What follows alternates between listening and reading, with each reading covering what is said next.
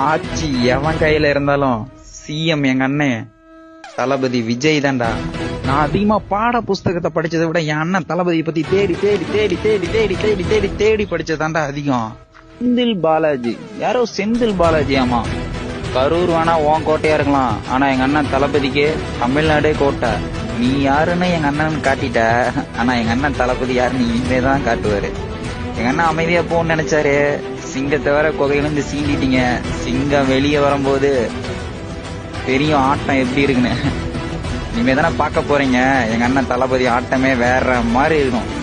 எங்க அண்ணன் தளபதிக்கு மட்டும் ஏதாவது ஆச்சுன்னு வைங்க, ஒருத்தன் உயிரோட வீட்டு திரும்ப மாட்டீங்க. என்னடா எச்ச அரசியல் பண்ணிட்டு திரிகிறீங்க. எங்க அண்ணன் வரும்போது கரண்ட் கட் ஆகுது, ஆம்புலன்ஸ்ல யாருமே இல்ல, ஒரு 20-30 ஆம்புலன்ஸ் எடுத்துக்கிட்டு சும்மா எங்க அண்ணன் மீட்டிங் நடக்கிற இடத்தையும் சுத்தி வரீங்க. அப்புறம் எங்க கட்சி கொடிய தோல்ல போட்டுக்கிட்டு கூட்டத்தோட கூட்டமா கலந்து எங்காலேயே அடிக்கிறீங்க. அப்புறம் எங்க அண்ணன் மேல செருப்பை வீசுறீங்க. ஏண்டா இதெல்லாம் பார்த்து பயந்து போறது நாங்க என்ன டிஎம்கேவா டிவிகே? அந்த பவர் டிவிகேங்கிறது ஒரு பிராண்டுடா.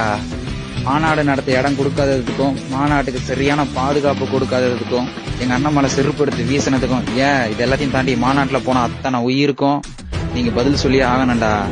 தளபதி விஜய் ஸ்டைல்ல சொல்லணும்னா தமிழ்நாடு வெயிட்டிங்.